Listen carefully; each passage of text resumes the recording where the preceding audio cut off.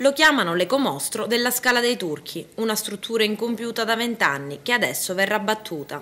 Alcuni mesi fa la Procura di Agrigento aveva ordinato la demolizione dell'opera. Adesso i proprietari hanno rinunciato alla sospensiva cautelare dell'ordinanza di demolizione davanti al TAR.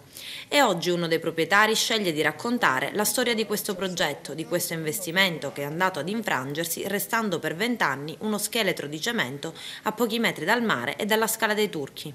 Non erano abusivi come tutti parlano e tutti credono che... Io sono qua per dire che non siamo abusivi.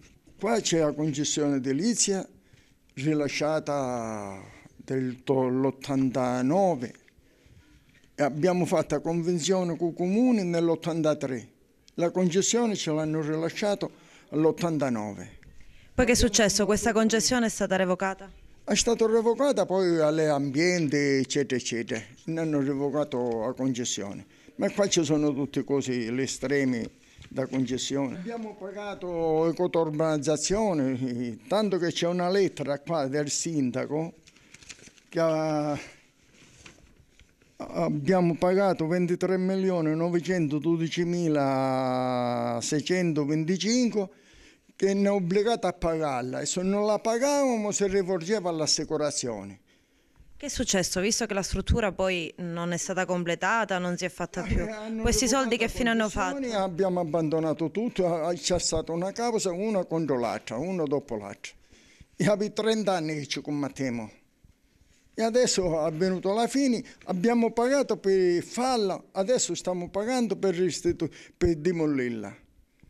Dopo tanti sacrifici, 30 anni di sacrifici ci sono. Tanto che ne siamo stancati e la demoliamo e basta. E così non volevamo fare parlare a tutti che siamo abusivi, che non c'è niente abusivo. A creare l'ecomostro sarebbe dunque stata un'inversione di rotta, una concessione data e poi revocata, uno stop su quello che sarebbe stato un hotel da 225 posti letto, una maxistruttura che si sarebbe stesa in altezza su tutta la collina, un progetto inadeguato e ingombrante per il sito ambientale in cui sarebbe stato inserito, passato alla storia come l'ecomostro della Scala dei Turchi.